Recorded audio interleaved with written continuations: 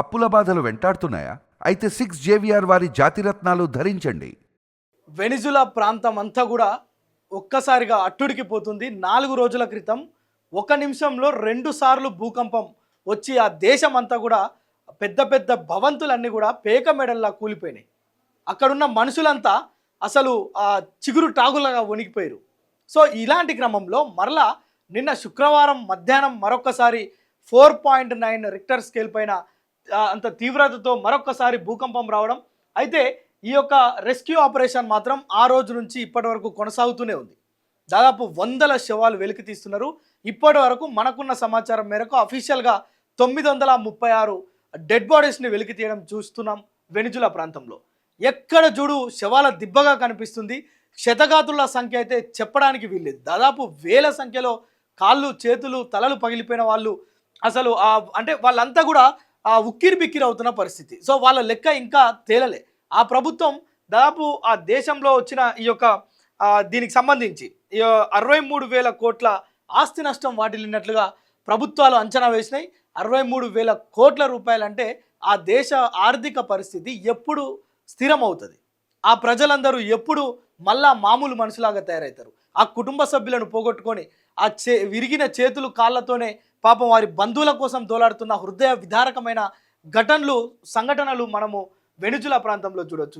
Venezuela ఒకటే కాదు, దాని ఏదైతే క్యాపిటల్ సిటీ కరాకస్, అదేవిధంగా మరాకి 2 ప్రాంతాలు ఉన్నాయో అక్కడ కూడా ఈ యొక్క భూకంప తీవ్రత విపరీతంగా ఉండడంతో అక్కడి ప్రజలు కూడా పూర్తిగా అంటే భయభ్రాంతులకు గురై అసలు వారి కుటుంబ సభ్యులు, వారికి సంబంధించిన బంధువులు, స్నేహితులు ఎక్కడ మిస్ అయ్యారో తెలియదు. ఇలా 50,000 మంది ఆచూకీ తెలవక అక్కడున్న ప్రజలు తీవ్రమైన గందరగోళ పరిస్థితుల్లో ఉన్నారు.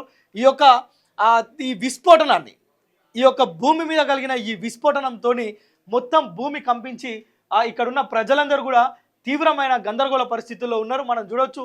ఈ యొక్క ఒక్క పిక్చర్లో మీరు ఎన్ని చూడొచ్చు అంటే ఇక్కడున్న శిథిలాలు, ఇక్కడ చేసే రెస్క్యూ, అదేవిధంగా ఇక్కడ తను ఒక మహిళను పోలీసులు రెస్క్యూ చేస్తున్న పరిస్థితి. అదేవిధంగా ఇక్కడ ఇంకొక విషయం చూడాలి మీరు ఖచ్చితంగా. దాదాపు 4 రోజుల క్రితం వచ్చిన ఈ యొక్క వెనిజులా ఎర్త్క్వేక్ ఏదైతే ఉందో ఇక్కడ దాదాపు 48 అవర్స్ శిథిలాల కింద ఉన్న ఒక 18 రోజుల శిశువు ఏడుపులు నిన్న వినిపిస్తుంటే రెస్క్యూ టీం అంతా కూడా చాలా జాగ్రత్తగా, ఇది ఎవరిదో చిన్న పిల్లగాడి ఏడుపులా ఉందని చెప్పి, పసికూన యొక్క ఏడుపు అని చెప్పి గుర్తించి చాలా జాగ్రత్తగా ఆ యొక్క శిథిలాలన్నింటినీ కూడా తొలగిస్తే 18 డేస్ చిన్న పాప ఆ యొక్క శిథిలాల కింద ఎలాంటి గాయాలు కాకుండా ఆకలితో అమ్మ పాల కోసం ఏడుస్తున్న ఆ పసికూన యొక్క ఏడుపులు విని కాపాడిన ఘటన. ఆ బేబీని తీసి తండ్రికి ఇచ్చినప్పుడు ఆ యొక్క ఆనందం అసలు వర్ణించలేనిది, వివరింపలేనిది. అసలు ఎంత అద్భుతమైన సినిమా. తర్వాత దాదాపు 90 మినిట్స్ తర్వాత, అంటే సరిగ్గా గంటన్నర తర్వాత ఆ శిశువుకు సంబంధించిన తల్లిని కూడా రెస్క్యూ చేసిరు. ఆ తల్లికి చిన్న చిన్న గాయాలతోటి బయటపడ్డది. ఇట్లా చెప్పుకుంటూ పోతే చిన్నపిల్లలు, స్కూల్ పిల్లలు, ఉద్యోగస్తులు, మహిళలు, వృద్ధులు, ఇట్లా ఒక్కొక్కరిని చూస్తే అసలు ఒక్కొక్కరికి ఒక్కొక్క 10 నిమిషాలు మనం వివరించవచ్చు. వాళ్ళ బాధలు, వారి యొక్క గాయాలు, వారి కన్నీరు, అక్కడ జరిగిన భారీ నష్టం, ఆ కుదుపు. ఇది ఒక భూమి పైన జరిగిన దీని గాఢతని ఏ విధంగా చెప్పాలంటే ఇది ఒక విస్ఫోటనంగా, అంటే ఒక బాంబు పేలితే కనుక ఏ విధంగా అయితే జరుగుద్దో అంతకంటే 100 రెట్లు ఎక్కువగా ఈ యొక్క భూమి కంపించడం. అక్కడున్న ప్రజలందరూ కూడా తీవ్రమైన ఆందోళన. ఇప్పటికి కూడా పవర్ లేక అంధకారంలో మగ్గుతున్న చిత్రాలు అక్కడ కనిపిస్తాయి. ఓవైపు రెస్క్యూ, దాదాపు వేల సంఖ్యలో స్వచ్ఛందంగా ప్రజలు కూడా ముందుకొస్తున్నారు. అక్కడ ఉన్న అధికారులు కావచ్చు, రెడ్ క్రాస్ కావచ్చు, ఐక్యరాజ్య సమితి కావచ్చు, ఇతర దేశాల నుంచి వెళ్ళిన వాలంటీర్స్ కావచ్చు, వీరితో పాటు ఆ దేశంలో ఉన్న పౌరులంతా కూడా ఎవరైనా మనుషులమే కదా. ఒక విపత్తు జరిగినప్పుడు ఖచ్చితంగా పక్కనోడు శత్రువు అయినా సరే వారిని కాపాడే ప్రయత్నం చేస్తాం.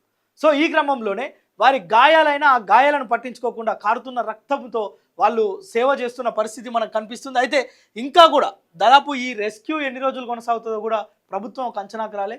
ఈ యొక్క రెస్క్యూ పూర్తయితే ఎన్ని వేల మంది, దాదాపు మనం ఈ యొక్క భూకంపం వచ్చిన రోజు అధికారులు చెప్పిన మాట ఏంటి, శాస్త్రవేత్తలు చెప్పిన మాట ఏంటంటే ఇది 100 సంవత్సరాల క్రితం కూడా గడిచిన 100 ఏళ్లలో ఎప్పుడు కూడా ఇంత పెద్ద విస్ఫోటనం జరగలేదు అని ఒక క్లారిటీ ఇచ్చారు.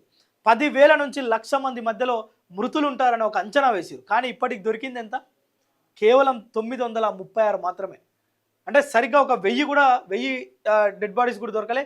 మిస్ అయిన వారి ఆచూకీ ఇంకా లభించలే. అసలు ఎన్ని వేల మంది, 50,000 అని ఒక అంచనాకు వచ్చారు, కానీ దాదాపు 50,000 ఉండొచ్చు, 1,00,000 మంది కావచ్చు.